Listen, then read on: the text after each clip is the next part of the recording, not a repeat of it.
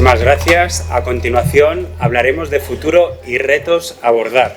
La mesa estará moderada en esta ocasión por Berta González Antón, asesora del Gabinete de la Secretaría de Estado de Derechos Sociales del Ministerio de Derechos Sociales, Consumo y Agenda 2030. Nuestros próximos ponentes nos hablarán del camino hacia el cambio de modelo.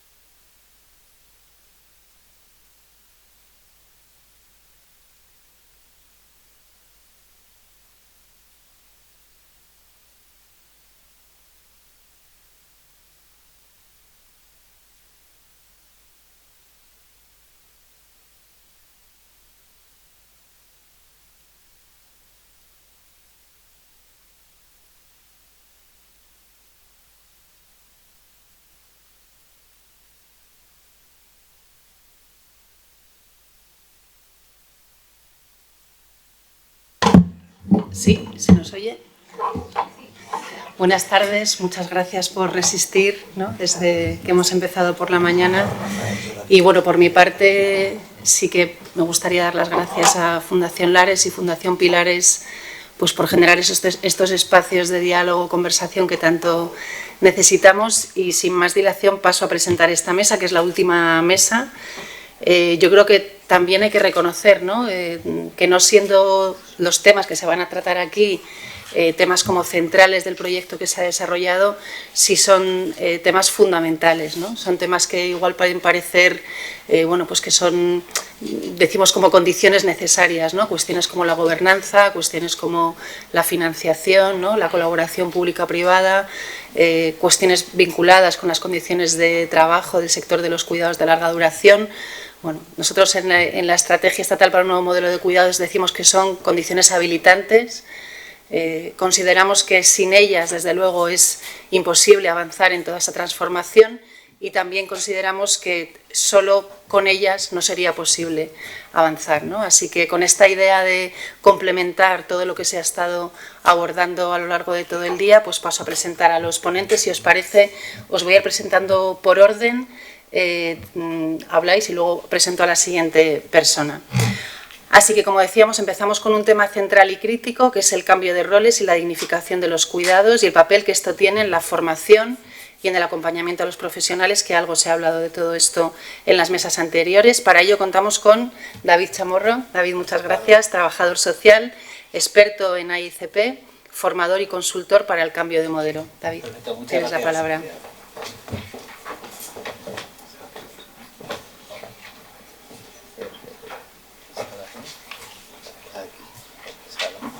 Buenas tardes. ¿Se me escucha? Ahora. Perfecto. Buenas tardes. Antes de nada, como siempre, agradecer tanto a Fundación Pilares como a Lares que contar conmigo para esta parte de la exposición. Y os prometo que voy a ser muy reducido, entre otras cosas, por el tiempo que llevamos aquí y porque tengo que coger el AVE a las 7. ¿Vale? Me voy a ir directamente. Bueno, se ve perfectamente. Vale. Hablar del modelo sin hablar de formación es como que falta una pata, ¿no? La formación es imprescindible para la implementación del modelo. El cambio de mirada, que se habla mucho, no se produce si no hay una reflexión en el modelo, ¿vale? Es muy importante que esa formación tenga una reflexión. Está ocurriendo, ya Pilar lo comentaba al principio, en esa moda del modelo, que muchas veces en los centros, en los recursos, en los servicios, esa formación es solamente teórica, sin dar herramientas de reflexión para ese posible cambio. Decimos siempre que para que se produzca ese cambio de mirada, debemos de tener primero una situación. La situación que nos encontramos normalmente en los centros es una situación de incredulidad, digo, los centros de recursos, de esa implementación. En los años de experiencia que llevamos en la formación, llevo en la formación del año 2005, con el modelo llevamos aproximadamente de 2010, y muchas veces nos llegamos a los centros, a los recursos, a los servicios, con cierta incredulidad de que esto es una utopía inalcanzable. Las dificultades son muchísimas, que las voy a desarrollar un poco más adelante, pero para mí la formación es como ese aceite que hace falta en esa maquinaria de cambio, que si no se da, ese cambio no se va a producir, ¿vale? Disculpad que ya ni veo.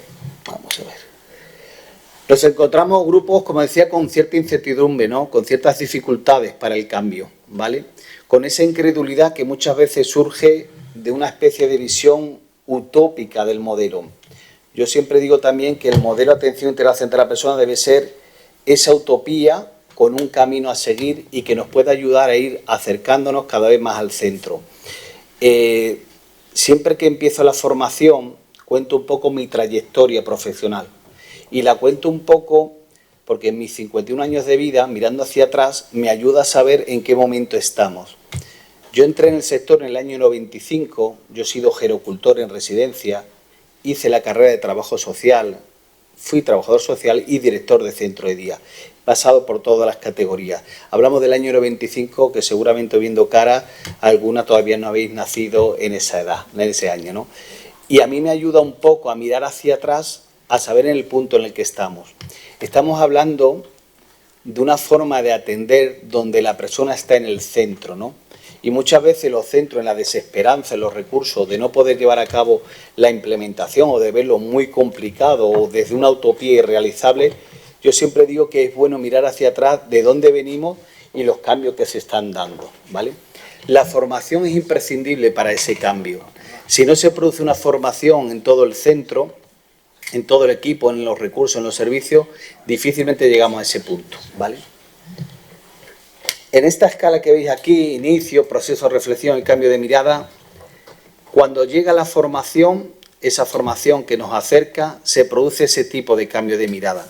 Se empieza a ver cómo el centro, el recurso, los servicios, empiezan a ver a la persona y descubren que Antonio, Luis, como estábamos nombrando anteriormente, le estamos poniendo ahora nombre y no es la persona con Alzheimer, el de la habitación 147 o el que tiene el Parkinson, sino que es una persona con su historia de vida, su gusto y su preferencia. Voy un poquito más para adelante. La formación es imprescindible, como he dicho, para poder llevar a cabo el modelo. Y la formación nos aporta tres elementos importantes. Por un lado, el conocimiento, no hace falta una base teórica. Esto no es algo que se haya inventado de una forma circunstancial, tiene su base teórica. Nos produce también una reflexión en los centros, una reflexión de cambio. Yo creo que muchas veces la formación, el conocimiento es muy importante, pero esa reflexión de cómo se hacen las cosas, de cómo estamos mirando a la persona, se debe de dar en la formación. Si no se da en la formación, difícilmente podemos llegar al cambio. Y por último, ese cambio de mirada. El cambio de mirada es imprescindible, como he dicho y repito, insistiré, para que se lleve a cabo la implementación del modelo. Mira, comparto con vosotros, un poquito más adelante, si esto me va. Esto está ya como yo. Vamos. Disculpar, se ha quedado atrapado, ¿no? Ahora. Mira, comparto con vosotros. ¿Se ve? Se ha quedado atrapado. A ver, un segundito. Vamos a ver.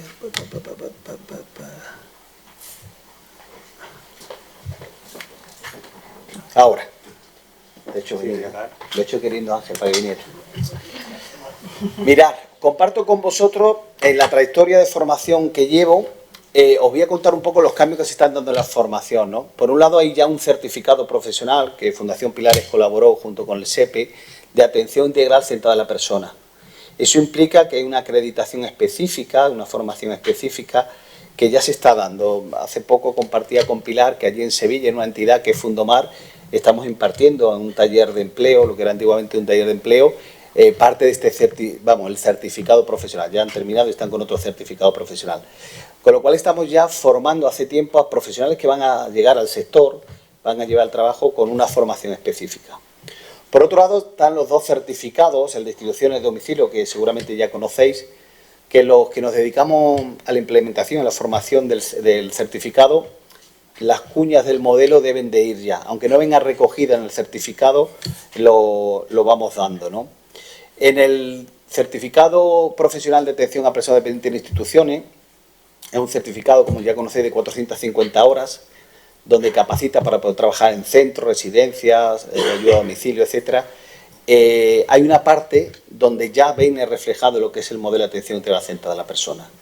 los grados medios de FP, de atención a personas dependientes, los profesionales que se dedican a la formación en instituciones, en institutos, están también dando este tipo de formación. ¿Por qué cuento esto? Cuento esto porque está llegando al sector profesionales que ya vienen con la filosofía del modelo, y eso ayuda al cambio. Hasta ahora hemos estado cambiando profesionales que estaban en el sector, pero ya hace tiempo que están llegando profesionales que van a ser facilitadores del cambio porque vienen con una realidad. Cuento una anécdota. La semana pasada, no la anterior, terminamos un certificado profesional de instituciones sociales allí en Sevilla, donde le hemos dado, tanto Laura como yo, le hemos castigado a las pobres con el certificado de instituciones sociales metiendo el modelo. Y les decíamos siempre que le estamos jodiendo la vida. ¿Por qué? Porque le estamos dando un modelo que no se lo van a encontrar fácilmente en la realidad, pero que tiene una obligación moral y ética de que dentro de ese conocimiento que han adquirido puedan modular o modificar parte de la realidad. Hicieron las prácticas de las 80 horas que viene el certificado y vieron que la realidad no era como los estaba dando en clase, pero sí que esa utopía que le hemos transmitido ha hecho que ciertos cambios en las prácticas se daban. Y algunas directoras me llamaban diciendo que como estas profesionales, donde 4 meses y medio se han estado formando, veían que tenían otra forma de atender, que en esa rapidez que muchas veces aplican los centros, hablaban con la persona, la historia de vida era como un elemento imprescindible para poder trabajar, y le comentaba lo que era el modelo de atención integral frente a la persona, ¿vale? La formación es importante, pero también la ayuda a la implementación. Los centros, los recursos, los servicios se sienten ahora mismo un poco perdidos en la implementación. Yo siempre digo que a todo recurso que sería bueno que en este cambio del modelo vengan acompañados de entidades que, aparte de que estén avaladas, les puede ayudar para ese cambio de modelo. El acompañamiento en ese proceso es imprescindible, porque hay momentos, como contaban antes los compañeros de Ticalidad, que muchas veces pasan por situaciones emocionales en las organizaciones en el cambio, que debemos de ayudar desde esa implementación, esa consultoría, porque a veces puede producir un retroceso en la implementación del modelo, ¿vale? En este acompañamiento, como expongo ahí, es un proceso abierto, ¿vale? Es un proceso adaptado y con cambio, con el objetivo de facilitar la implementación del modelo, ¿vale?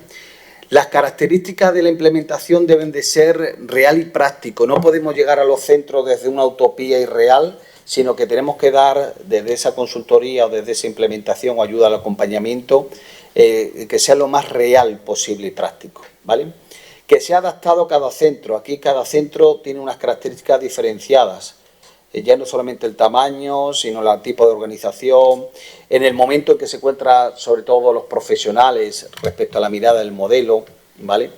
En esa implementación y acompañamiento de consultoría, debe también tener un proceso de acompañamiento en la formación, aunque previamente hayan tenido una formación inicial, a veces requieren de formación específica, ¿vale? Y codirigido con el centro. La implementación no puede ser una decisión del consultor o una forma de dirigir, sino que tiene que ser codirigido con las entidades, ¿vale? Uno de los problemas o dificultades que nos encontramos, y quiero resaltarlo porque creo que es una dificultad que encontramos para la implementación del modelo, que son la falta de personal que va unido a las condiciones laborales.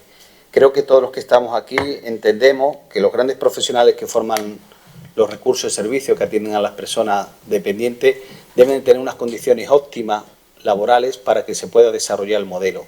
¿Por qué? Porque entre otras dificultades nos encontramos que formamos en enero al equipo y cuando llega diciembre la mitad del equipo ya se ha ido. Y eso dificulta mucho la implementación del modelo. Y eso va unido a unas condiciones donde estamos mirando los cuidados de una forma como sociedad relegada a un segundo plano, y como se ha dicho esta mañana aquí, se ha dejado durante todo el simposio, creo que los cuidados, especialmente en Europa, debe ser un camino a seguir, un referente y una forma de ver y de actuar como sociedad.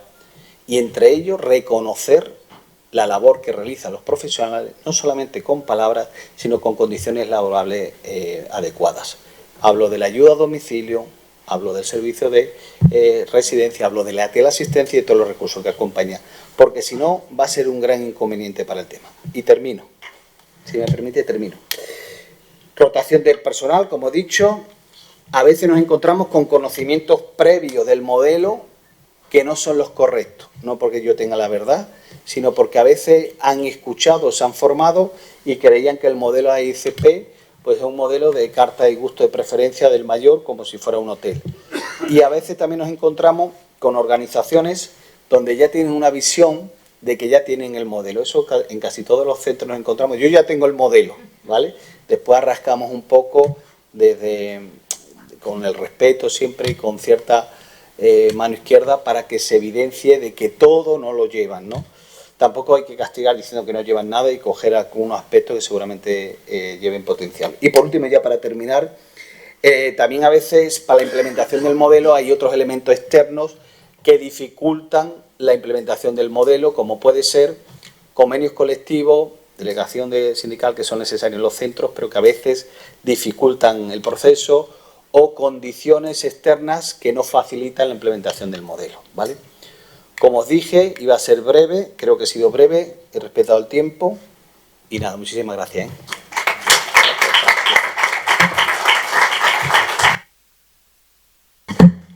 Muchísimas gracias, David. Luego habrá seguro un ratito para preguntas, o sea que podéis ir pensando las preguntas. Y pasamos al siguiente ponente. Bueno, tenemos la suerte de contar con Manuel Aguilar, que abordará dos cuestiones críticas: financiación y gobernanza. Te han tocado dos patatas calientes. Yo solo querría recordar, antes de presentaros bien a Manuel, que Pilar, cuando hemos empezado la jornada, hablaba de la esperanza, y os animaría a que no perdamos la esperanza en este momento, sino que la mantengamos, que hace falta. Y bueno, os presento a Manuel Aguilar, que muchos le conocéis. Es sociólogo, profesor de Trabajo Social de la Universidad de Barcelona, experto reconocido en servicios sociales, en exclusión social, en renta mínima, políticas de migración y sobre todo en procesos de transformación en los servicios sociales. Así que, Manuel, tienes la palabra. Muchas gracias. Vale, pues muchísimas gracias. Muchísimas gracias a los organizadores por invitarme a estar aquí en esta mesa. Nos ha tocado la última mesa. Que a los que vamos aquí desde las 10 de la mañana tenemos la cabeza tan llena de ideas y de informaciones nuevas que te cuesta mucho. A mí me encanta estar en la primera sesión y así el resto puedo estar escuchando, pero me ha tocado al final y además me ha tocado, como has señalado tú misma, algo un poco incómodo, y es después de presentar experiencias tan interesantes, tan atractivas y tan ilusionantes, pues viene la pregunta: ¿y esto cómo se gobierna y esto quién lo paga?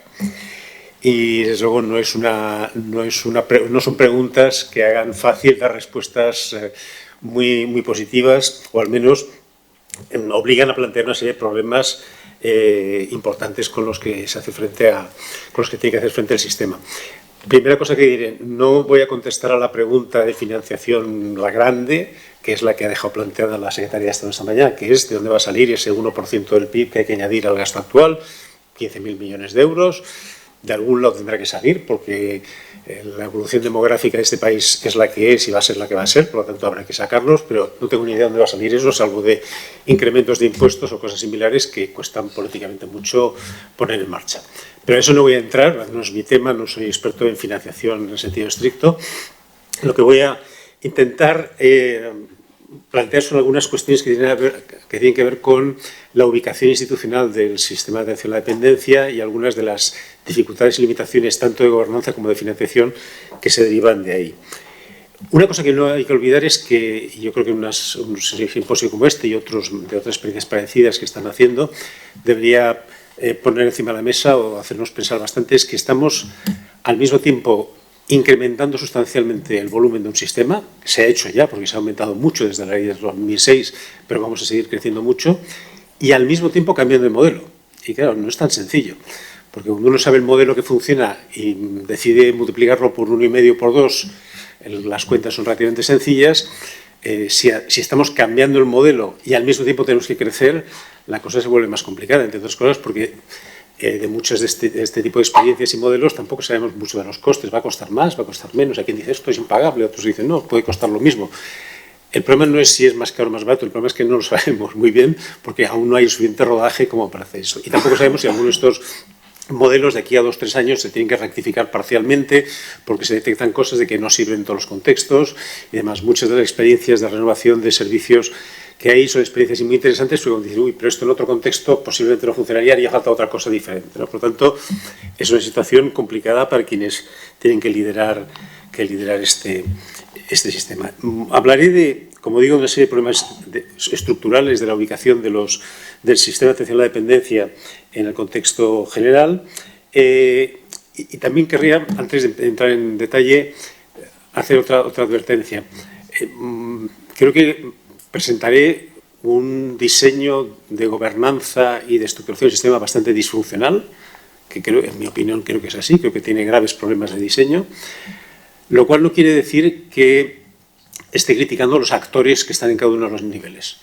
De hecho, uno de los grandes problemas cuando se encuentra uno en un sistema mal diseñado es que los actores que están en diferentes sitios acaban tomando decisiones que son buenas o son las únicas posibles, pero que no son las deseables, porque el mismo sistema no te permite tomar las que sean deseables. Por lo tanto, hay cosas, para adelantar algo, si os diré al final que yo creo que el sistema de financiación de la dependencia creo que no debería ser como el que tenemos y, por ejemplo, me parece que una de las cosas más extrañas es el nivel concertado de financiación, más problemáticas. Al mismo tiempo tengo que decir que ha sido una buena estrategia del Ministerio de Derechos Sociales en los últimos años encontrar que esa era la vía de hacer llegar dinero al sistema. Entonces, bueno, pues en ese contexto había que hacerlo así, pero detrás hay un problema de fondo. Por lo tanto, se pueden estar tomando acciones que no son las óptimas, pero es porque el sistema obliga a moverse en un entorno relativamente complicado. Muchas de las cuestiones que también ilustraré de dificultades planteadas por unas administraciones contra otras y de conflictos tienen que ver más con el diseño institucional que con la buena o mala voluntad de los responsables que están en cada lugar. Bien, las dos cosas que intentaré tocar son básicamente las siguientes. ¿Dónde coloca la ley al sistema de atención a la dependencia? Y los dos elementos que me parecen claves son, primero, lo de coloca dentro del sistema de servicios sociales, y aquí lo pongo con mayúscula porque hablo de la estructura que construimos en los 70-80 y que heredamos hasta hoy de estos servicios sociales. Dice que es una parte de eso, y ahora intentaré decir que no lo veo nada claro. Y en segundo lugar, lo reparte por todos los niveles de administración. El Gobierno central tiene cosas que hacer y dinero que poner, las comunidades autónomas tienen muchas cosas que hacer y dinero que poner, y las administraciones locales también tienen cosas que hacer y recursos que en principio poner. Por lo tanto, tenemos esos dos elementos que a mí me parece que son los que son más origen de disfunciones. ¿Por qué digo que la dependencia no cabe dentro de los servicios sociales? La forma más sencilla de verlo es que, de hecho, cuando uno ve cómo se acaba estructurando, en casi todos los sitios la dependencia en cada comunidad autónoma a escala del ministerio y muchas veces a escala local ha ido adquiriendo una entidad y un tamaño que se sale y que empieza a funcionar de otra manera porque tiene una lógica distinta. Esa es una simple observación. Pero yo diría que los elementos que están detrás son, en primer lugar, por mucho que el sistema de servicios sociales público creado en los 70-80 se definiera como universal, básicamente mantuvo una lógica de subsidiariedad respecto a la familia y los recursos económicos de la gente, con algunas correcciones, de una manera un poco más transparente y abierta que los sistemas anteriores, pero eso se mantuvo. Y de hecho lo que daba unidad a lo que se hace en infancia, lo que se hace en familia, lo que se hace con dependencia, lo que se hace con las políticas de inclusión, es esa desamparo y falta de recursos económicos. Y aquí lo que estamos hablando es de todo un proyecto de construir un sistema que se ocupa de un tema muy concreto, que es la necesidad de cuidados de larga duración, con una lógica, y ya sé que esto puede sonar un poco así, que en el fondo es de desfamiliarización. Es asumir que las familias han sido el gran sostén, esperamos o contamos que seguirán haciendo cosas, pero van a tener mucha menos capacidad de hacer cosas en los próximos años, al mismo tiempo que aumenta enormemente la demanda. Como dijo hace unos 30 años una socióloga italiana muy conocida en una mesa redonda en la que todo el mundo le decía no va a haber dinero para pagar estos servicios, no va a haber dinero para pagar estos servicios, les dijo, no es si va a haber dinero, lo que no van a haber son hijas. Por lo tanto, algo hay que pensar, porque la capacidad de cuidado familiar, con unas generaciones más pequeñas que vienen después, y además con un objetivo que sería inevitable, que es unos niveles de actividad y de empleo de los hombres y mujeres en edad de trabajar mucho más altos que los actuales, pues realmente hace que eso sea complicado. Y ese conflicto entre la tradición subsidiaria y una lógica más universalista y más de desfamiliarización es uno de los primeros puntos de tensión.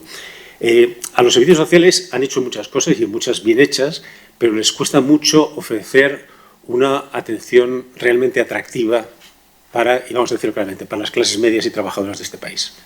Es decir, ha funcionado históricamente con una población tan desesperada y necesitada de apoyos que cualquier cosa que les dieran les valía. Y ahora estamos empezando a tener que ofrecer servicios a personas que tienen sus preferencias, que quieren hacer valer sus preferencias, sus encajes y demás, y eso obliga a trabajar de otra manera. Obliga a que los horarios no pueden ser de una determinada manera, las condiciones de prestación de los servicios, las exigencias de calidad de los servicios son otras, y eso es complicado. A eso se añade un elemento que es negativo, pero que está ahí, que es el del estigma. Es decir, sigue habiendo una idea de que los servicios sociales, aunque hayan cambiado de nombre y ya no sean asistencia social, siguen siendo una cosa para los muy pobres, para los que no tienen familia, y eso también hace que algunas personas se sientan incómodas a la hora de... Eso va cambiando poco a poco, pero aún hay un peso fuerte de esto.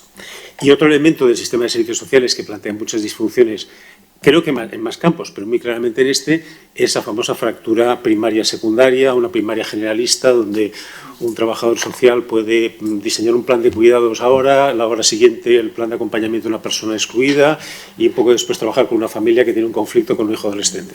No puede ser.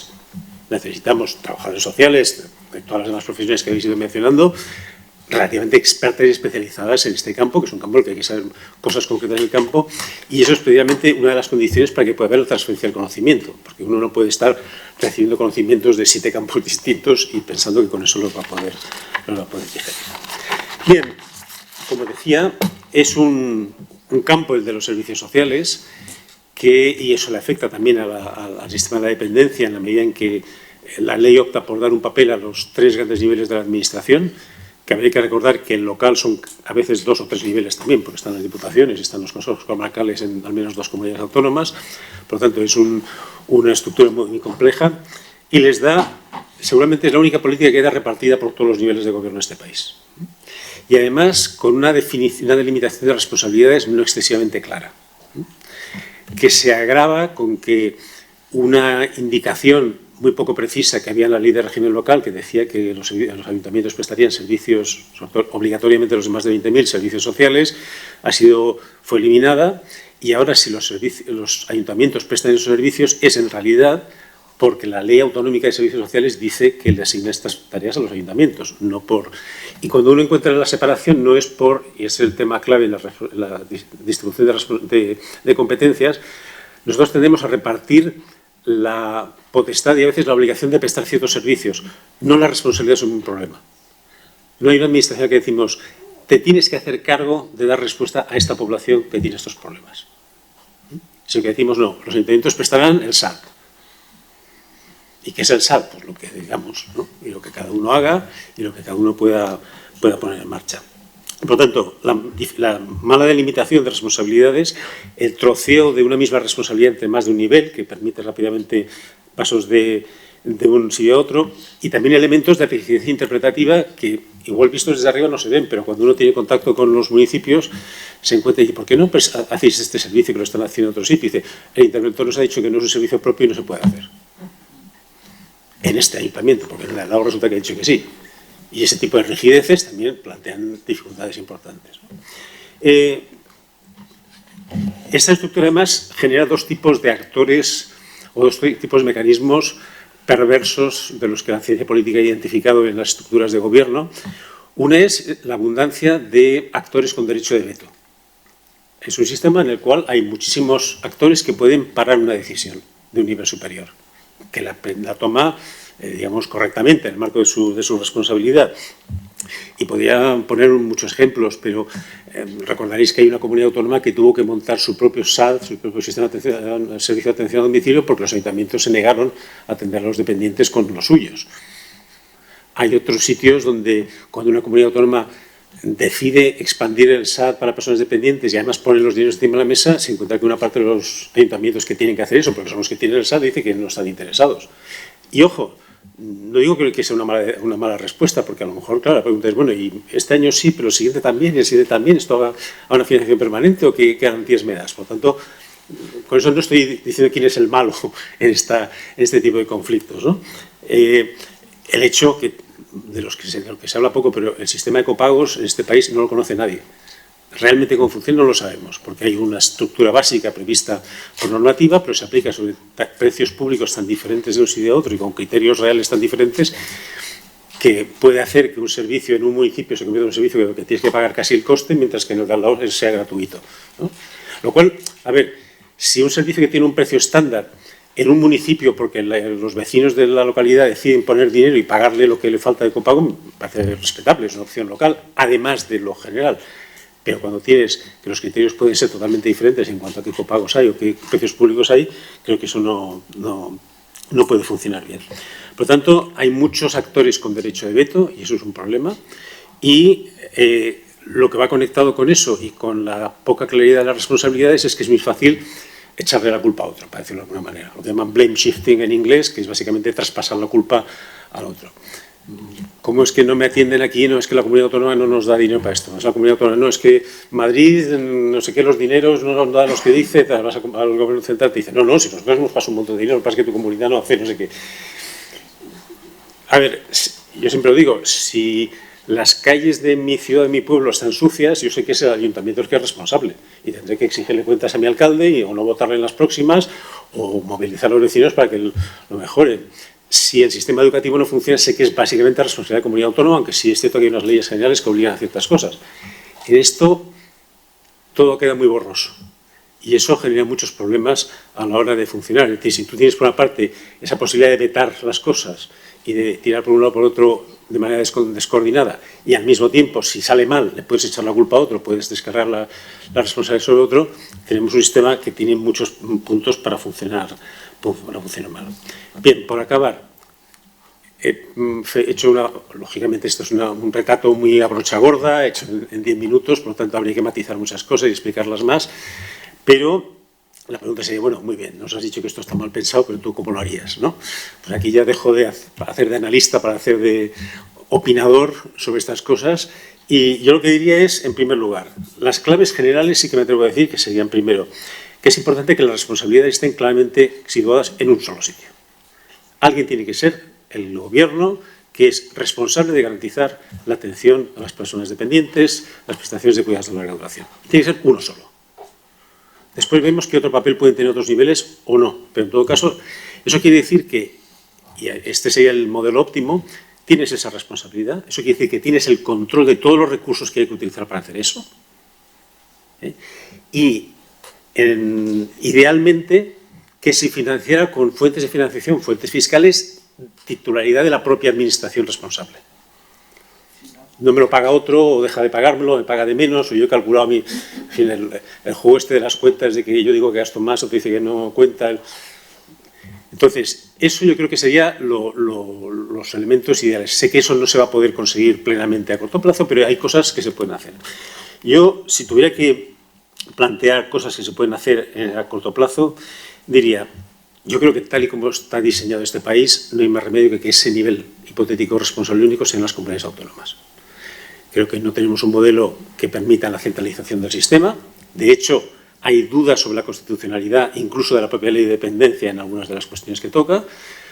Y, en principio, los estatutos y la Constitución dejan la competencia exclusiva en estos campos a las comunidades autónomas. Por lo tanto, aquí debería estar concentrada la responsabilidad principal. Eso quiere decir que debería poder tener acceso a todos los recursos, en su mano, acceso a todos los recursos que hay que dedicar a esto. Y entonces aquí plantea el problema de si eso quiere decir recentralizar la atención domiciliaria hacia la comunidad autónoma o establecer reglas obligatorias de prestación. Hay diferentes modelos posibles. Y, como digo, idealmente financiado con sus propios medios, ¿no? Es decir, en el fondo, más que el sistema que tenemos en la PAC de financiación, y ya entiendo por qué está ahí y no tenemos lo que voy a decir ahora. Tendría que estar en el sistema de financiación autonómica previsto que X porcentaje del IRPF o del IVA tal, ahora es el 50%, pues a lo mejor tiene que ser el 55 o el 60 para que eso quede cubierto. Y esos son sus recursos y si quiere gastar más, que suba sus impuestos, su tramo, y si quiere ahorrarse dinero, pues es una decisión de sus ciudadanos de optar porque tengamos unos servicios algo de peor calidad en nuestro territorio. Pero que fuera con esos recursos, no con otros. En segundo lugar, creo que se debería explorar en ese contexto la posibilidad de delegar en administraciones locales de tamaño suficiente, si es el caso, la totalidad de la gestión, no solo un trozo, no solo el SAD. O sea, no tiene sentido que el SAD sea municipal y la teleasistencia sea autonómica cuando al final estamos intentando definirlo como un único sistema de servicios locales, ¿no? O, por ejemplo, si uno quiere combinar, ya sabéis que hay experiencias de este tipo, combinar una residencia con un SAD, un centro de día con el SAD, no puede ser que estén diferentes administraciones, entonces, por tanto, no podemos sacar a concurso una única historia y hay que ver cómo lo encajamos, ¿no? Yo creo que en ese modelo la función de locales, o bien en unos casos que se considere que hay capacidad de gestión suficiente, una delegación plena, sería posible. No hay ninguna duda que el Ayuntamiento de Madrid es capaz de gestionar servicios sociales, es más grande que muchas comunidades autónomas. Pero también recuerdo que el mapa municipal de este país son 8.500 ayuntamientos, Navarra tiene 250 y pico, Cantabria tiene... Hay sitios, y sobre todo hay mapas territoriales muy diferentes entre comunidades. Lo que en una comunidad puede funcionar muy bien con las diputaciones provinciales, en otra no va a funcionar, o bien porque no hay diputación provincial, o bien porque tiene un minifundismo municipal muy intenso, y luego hay otras que tienen municipios muy grandes. Por tanto, eso debe ser responsabilidad de la comunidad autónoma. Es decir, yo que tengo que garantizar esto, veo cómo me organizo con los actores de mi territorio. Y en cuanto a, para acabar con el papel del Gobierno central, mi opinión personal, yo creo que es positiva la ley de dependencia en el sentido de fijar unas obligaciones generales como derecho, de establecer un baremo común, no sé si este es el mejor o no es el mejor, pero es el que está y es uno. El otro día discutiendo con otro compañero decía, es que hasta el baremo podría ser europeo si tuviéramos, eso es más o menos objetivo, ¿no?, en cuanto a la valoración de la dependencia, por lo tanto yo no veo problema en que eso sea común, pero tengo muchas dudas sobre si el nivel central debe establecer incompatibilidades entre servicios, debe fijar con tanto detalle la cartera de servicios. ¿Por qué puedes pagar un centro de día pero no puedes pagar el transporte adaptado para que esa persona pueda ir al centro de día? Que si no se la pagas no va al centro de día. Bueno, pues ahí tienes contradicciones que son importantes. ¿Por qué se declaran incompatibles? Tendría más sentido, en lugar de declarar compatibles e incompatibles servicios, decir, mira, establecemos un coste de referencia estimado para determinadas situaciones, esto es lo que te llegará por el sistema tal, búscate la vida. Decide qué combinación de servicios, mientras sean cosas legales, por decir así, te permiten estructurar eso, con controles a posteriori sobre posibles desviaciones o prácticas inadecuadas, ese tipo de cosas. Los países, y con eso acabo, los países que tienen modelos muy descentralizados, y los típicos son los escandinavos y el Reino Unido, pero sobre todo los escandinavos, que lo descentralizan todos los ayuntamientos, sus leyes de servicios sociales dedican más espacio a la forma de controlar los ayuntamientos, que es empoderar a los ciudadanos para que exijan los ayuntamientos. El control administrativo desde arriba funciona muy mal. En cambio, si tú le das muchas herramientas a los ciudadanos para que puedan exigirle a la administración responsable esto, quien los disciplina, entre comillas, es la ciudadanía. Y eso a veces al principio no funciona del todo, pero con el tiempo va funcionando y va adquiriendo. Y con eso, no sé si me he pasado el tiempo, pero creo que he hecho un recorrido demasiado rápido y demasiado simplificado, pero que espero que sea útil para la reflexión. Gracias.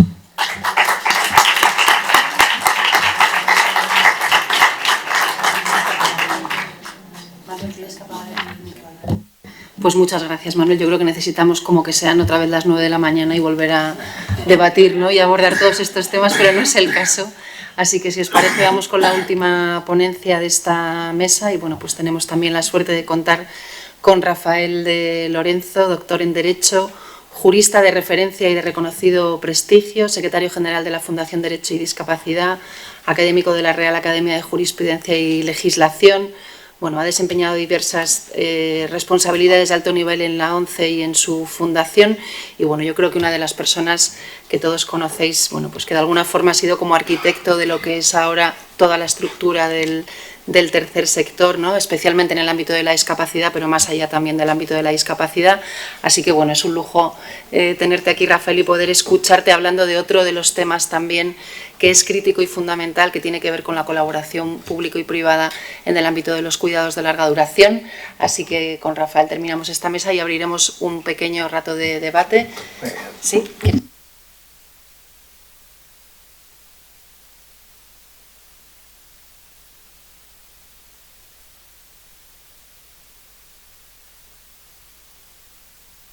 Yo creo que se te oye bien.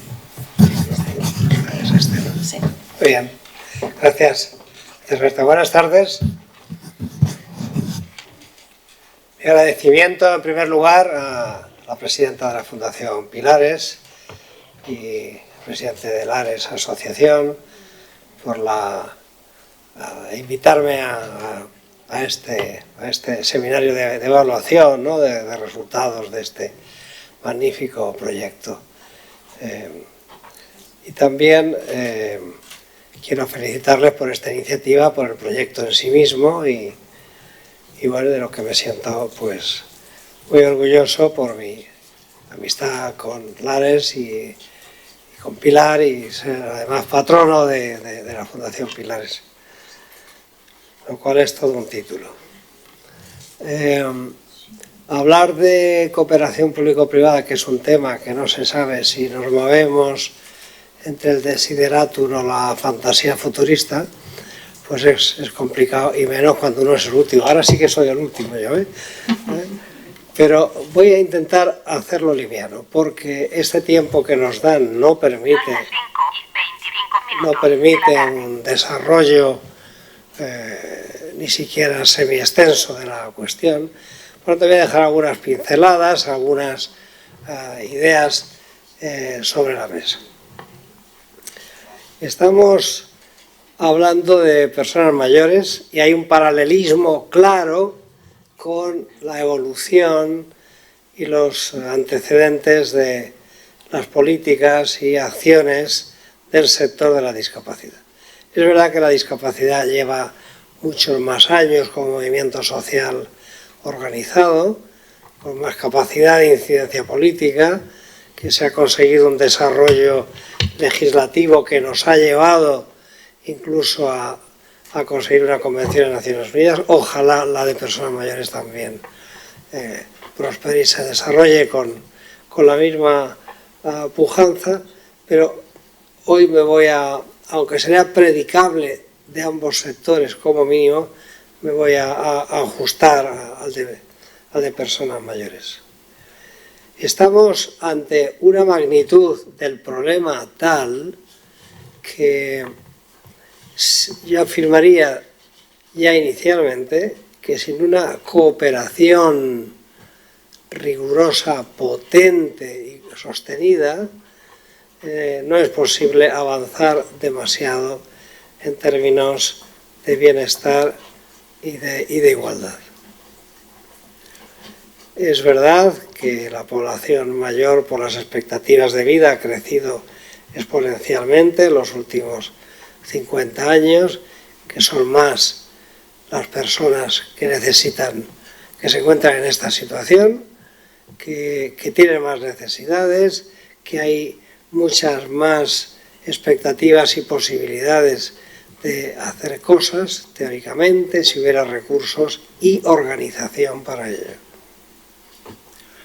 Por lo tanto, teniendo en cuenta que estamos en un Estado social y democrático de derecho, que el Estado social se caracteriza porque esa cláusula social del Estado consiste en que el papel de lo público debe ser un papel proactivo, de iniciativa, nada como en los tiempos del periodo más liberal, del Estado liberal, del laissez-faire o laissez-passer. No, ahora no podemos dejar que el mercado lo regule, que las cosas funcionen a su ritmo. Hay que tomar una iniciativa planificada y dotada de los elementos suficientes para conseguir el objetivo. El Estado está obligado, y cuando hablo del Estado hablo del conjunto de las administraciones públicas, no solamente del gobierno de la nación. Está obligado a actuar. Y claro, la responsabilidad principal para generar un clima de cooperación, de suma de esfuerzos, es del poder político. Yo creo que debe generarse un marco legislativo adecuado, y eso es ámbito político, con toda la participación y las audiencias que corresponda de los sectores y de distintos agentes, pero un marco legislativo que no es fácil de conseguir, primero por el clima político, en el que se ha situado nuestro país en los últimos años y que no tiene, desgraciadamente, perspectivas de que cambie a mejor de manera rápida. En segundo lugar, porque nuestro modelo de Estado, con el reparto de competencias con las comunidades autónomas, hace que alguna competencia sea estatal, otra de las comunidades autónomas, y si no hay una verdadera cooperación política interadministraciones, no se puede ir demasiado lejos. Y el clima de esta etapa política de nuestro país no solamente no lo favorece, sino que lo obstaculiza. Parece que le damos más importancia a ver cómo impedimos o frenamos el éxito del otro, a intentar que se hagan cosas desde mi responsabilidad y, si es posible, de la mano del mayor número de agentes, de operadores que sea posible. Por tanto, el contexto tenemos que tenerlo claro para no llamarnos a engaño creyendo que acciones puntuales o cuestiones concretas o parciales suponen una solución relevante de futuro.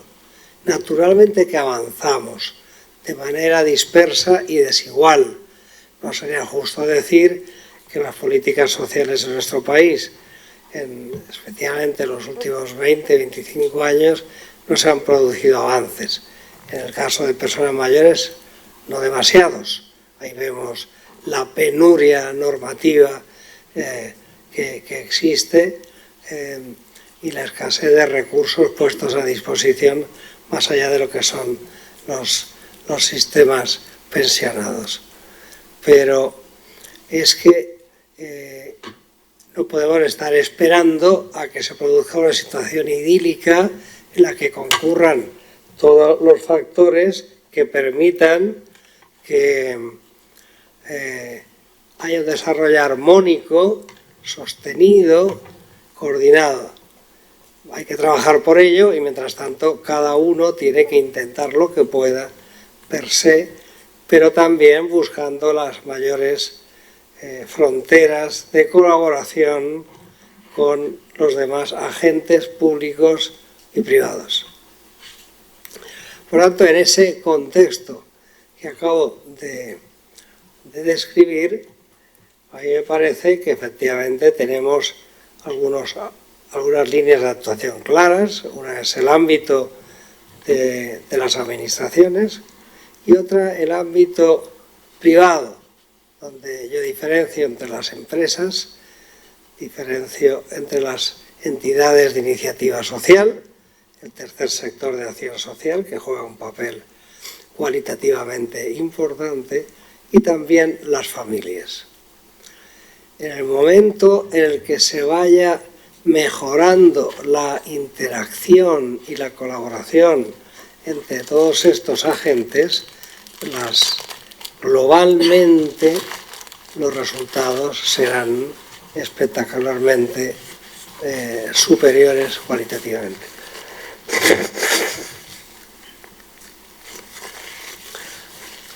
Ahora bien, ¿qué tiene que hacer el poder público?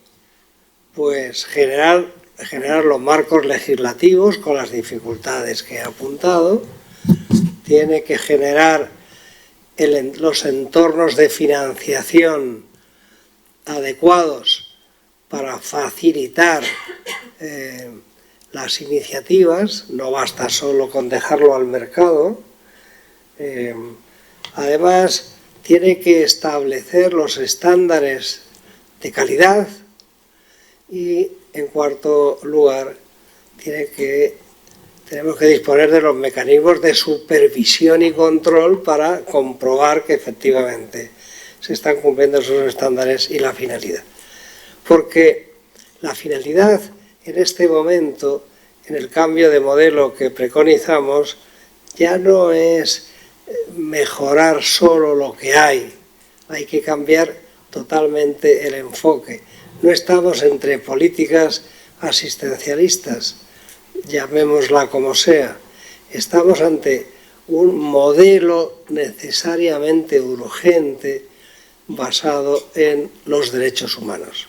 Y esa cobertura la tendremos cuando dispongamos de esa Convención de Naciones Unidas, pero hay soportes en el derecho europeo y algunos tenemos también en nuestro país. En los derechos humanos, en el respeto de la dignidad de la persona, de generar las condiciones mínimas de respeto, entre ellas a su capacidad de elección, en su forma de vida.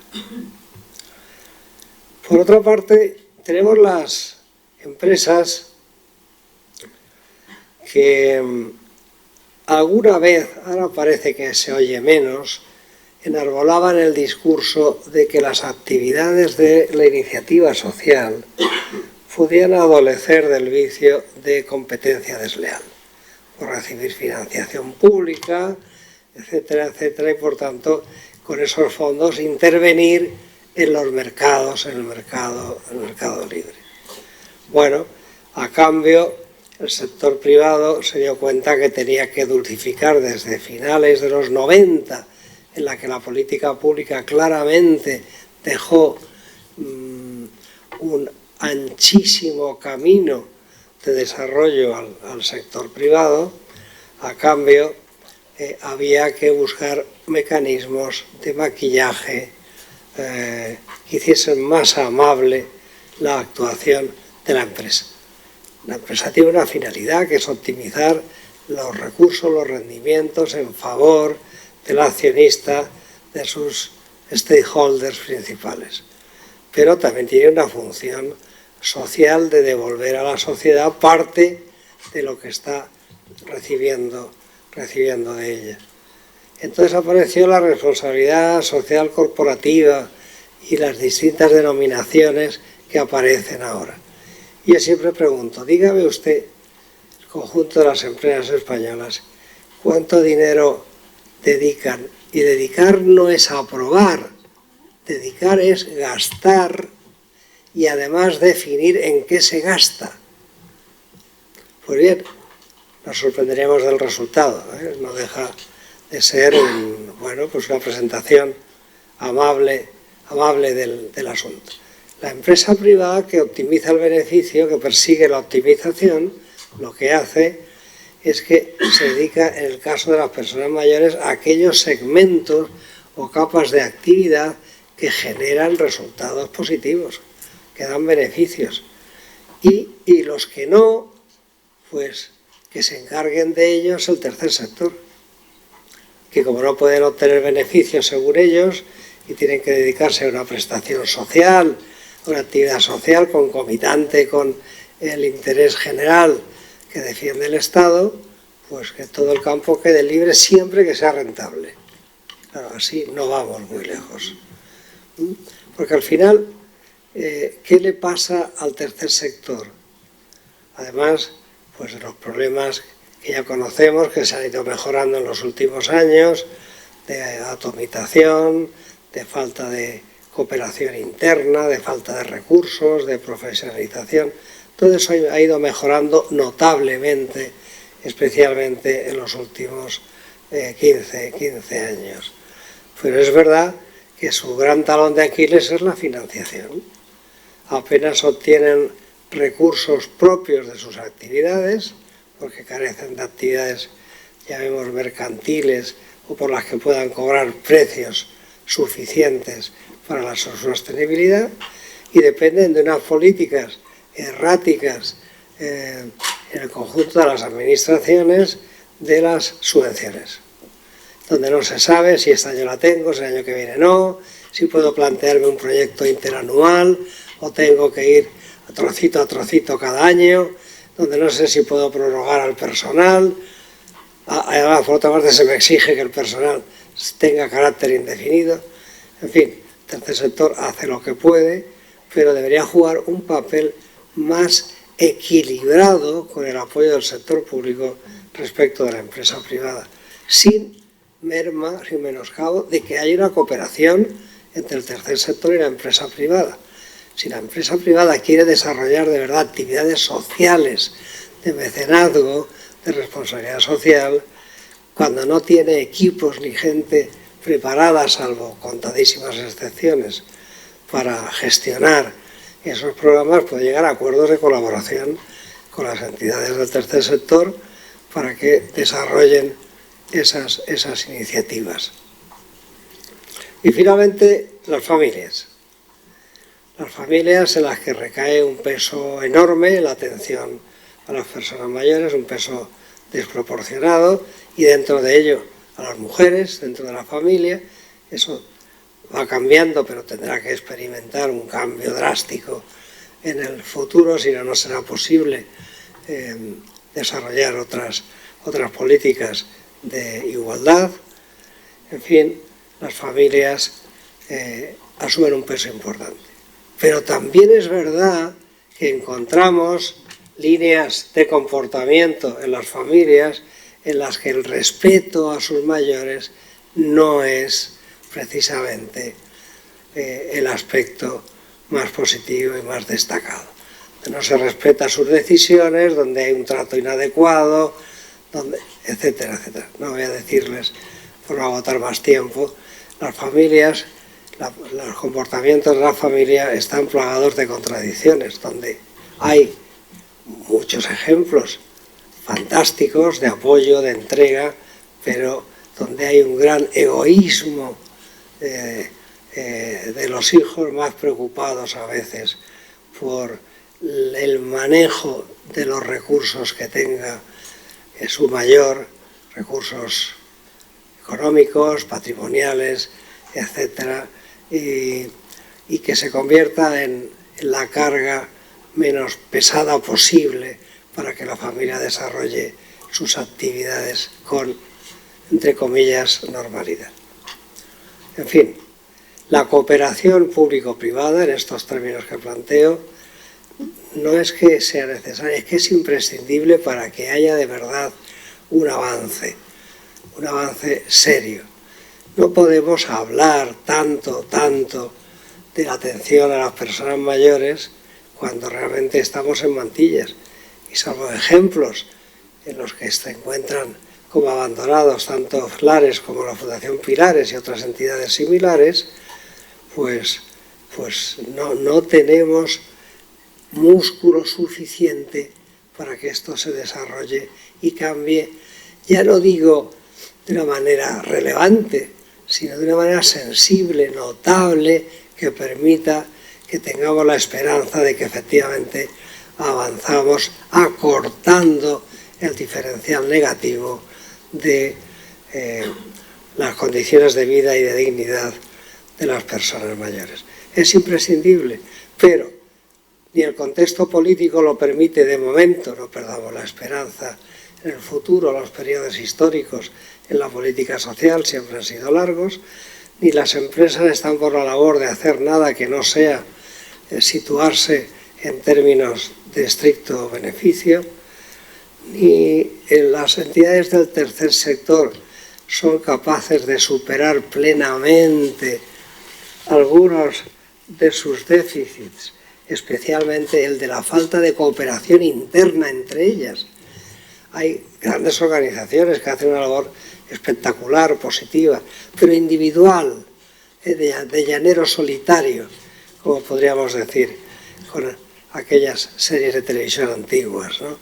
Hace falta más cooperación, más joint venture, como hacen las empresas, y hace falta más capacidad de gestión, porque cuando pretendes aspirar a contratos del sector público, como tengas, entre comillas, la mala suerte de que te den uno importante, no tienes capacidad de producción de bienes y servicios para dar respuesta a la demanda.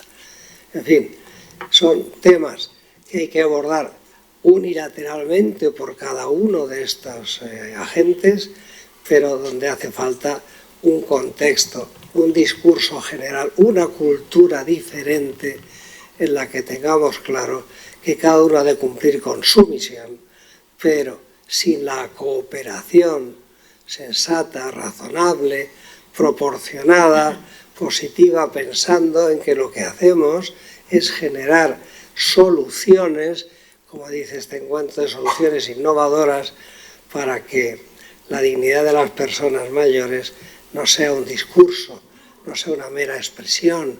¿Cuántas leyes hemos conseguido desde el sector de la discapacidad a la vez que constatamos una tasa de incumplimiento a veces excesiva? Pues queremos que con el tema de personas mayores se mejore el marco legislativo, el entorno financiero, la cooperación, pero tiene que haber una cultura distinta. Y la cultura distinta, y termino desde la perspectiva política, es que lo social, con mayúscula, debe ir resituándose cada vez más en una posición de mayor relevancia.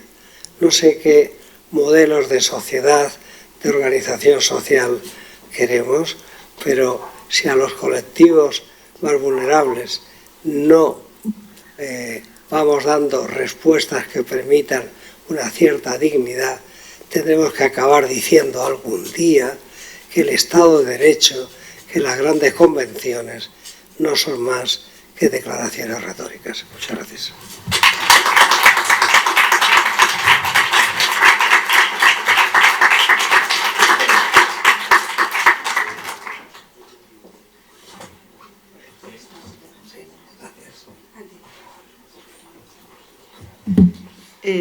Bueno, muchísimas gracias. Yo creo que ha sido, no es porque sea la mesa que yo modero, pero creo que ha sido una mesa tremendamente interesante, que se han abordado temas muy relevantes que dan para mucho debate.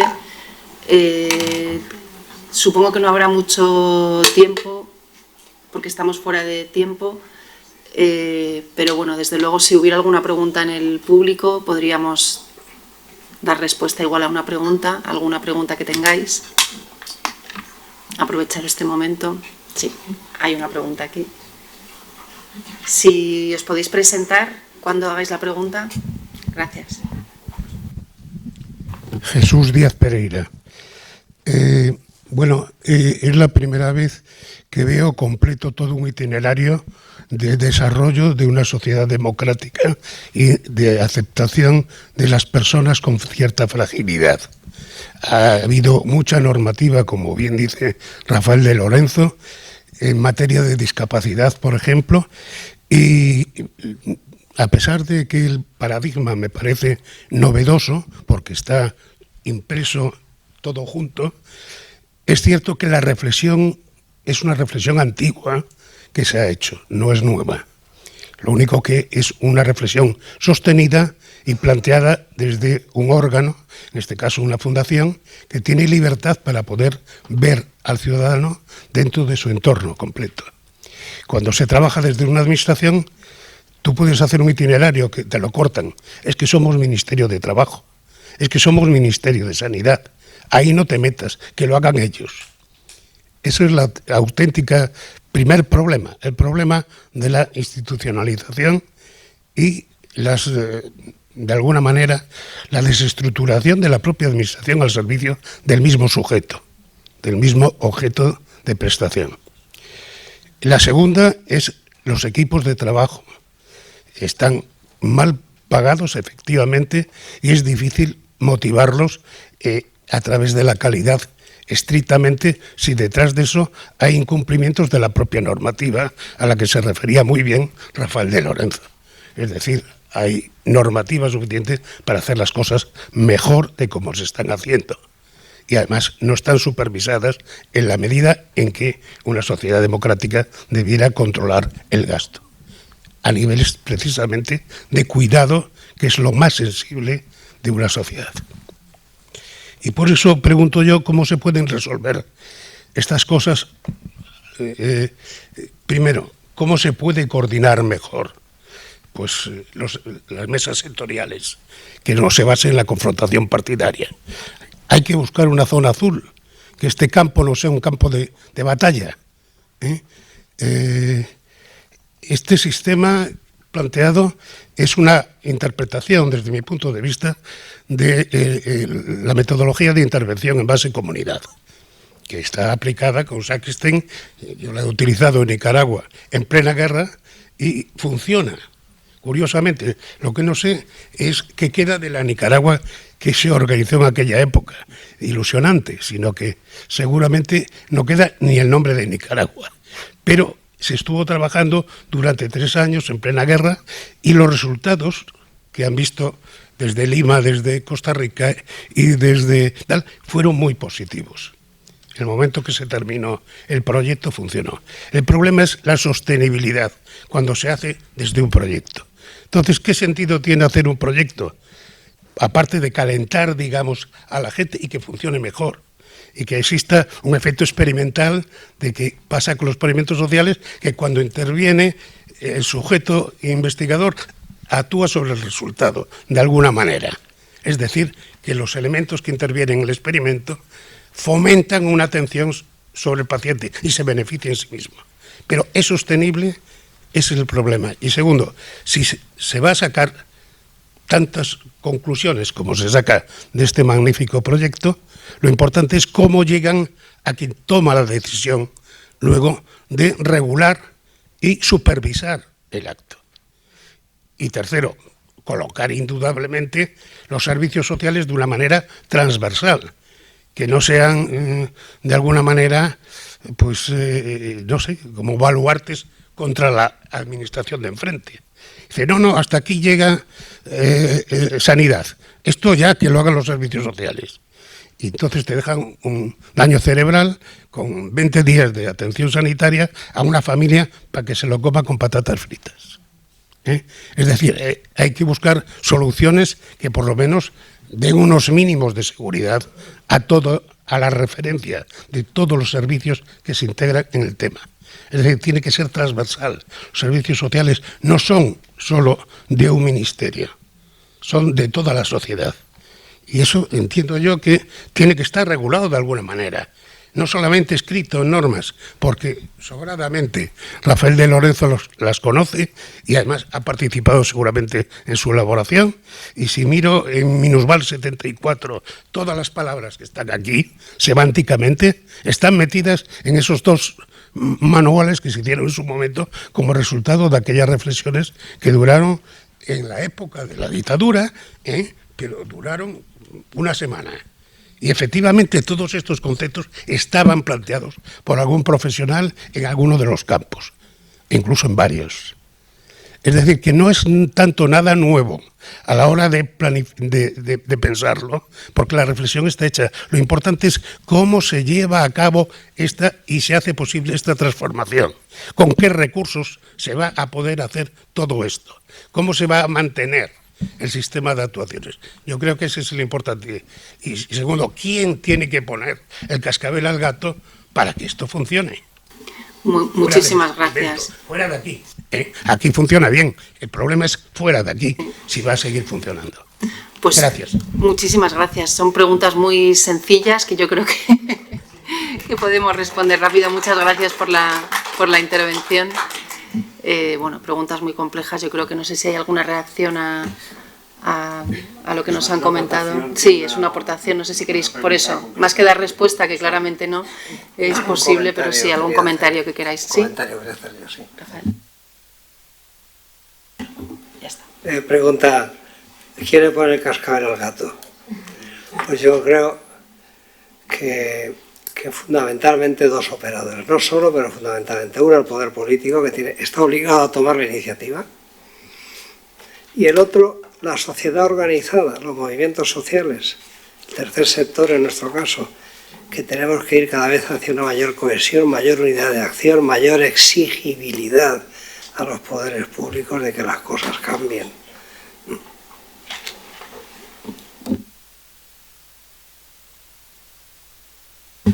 Aunque con ello pierda el ave, voy a intentar responder. Mi opinión, yo creo que el cambio también tiene que venir de la sociedad como exigencia a los poderes públicos para que la forma de atender que tenemos a los mayores vaya cambiando. Y ese cambio implica unas reflexiones, un estudio, un trabajo como se está haciendo. En el simposio se ha visto todo el trabajo que se está realizando, que es necesario. Yo creo que la exigencia a los políticos la debemos realizar, pero desde la sociedad. Contaba antes en mi exposición cómo la formación puede ser un elemento. cuando mandamos al mercado laboral a personas que ya están formadas en el modelo, va a ser un momento también de solicitar una forma de cambiar.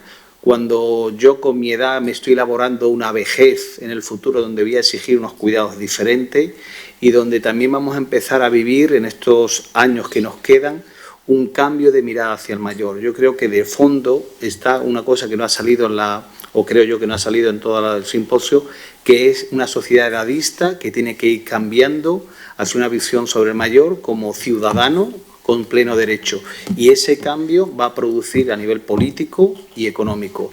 Doy un dato y termino. En el año 2050, el 35% de la población española tendrá un peso económico-político que exigirá un cambio en los cuidados. Y la utopía es necesaria en los servicios sociales para que tengamos una luz hacia el camino a seguir. Bueno, pues yo creo que podemos dar por cerrada la mesa. Muchísimas gracias a los tres ponentes, a los que os habéis mantenido hasta ahora, y pasamos ya a la siguiente parte. Gracias.